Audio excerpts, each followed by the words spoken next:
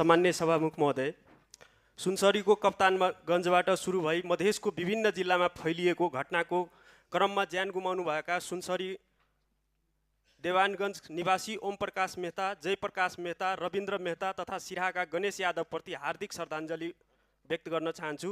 शोकाकुल परिवारप्रति गहिरो संवेदना व्यक्त गर्न चाहन्छु। घटनाको छानबिन भइरहेको छ।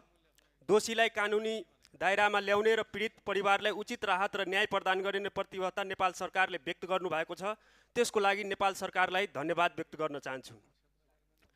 सामान्य सभामुख महोदय, लामो समयदेखि मधेसका नागरिकमाथि जुन सामान्य विवादमा पनि गोली प्रहार गर्ने जुन प्रवृत्ति बढिरहेको छ, त्यसको म घोर भर्त्सना गर्न चाहन्छु।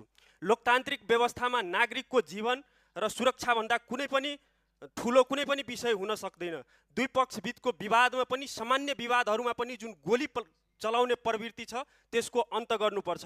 घटनास्थलको अध्ययन गर्दा सुनसरीको घटनास्थललाई पनि मैले घटनास्थलमा पुगेको छु, सिराहाको गोलबजारको पनि घटनास्थलमा पुगेको छु।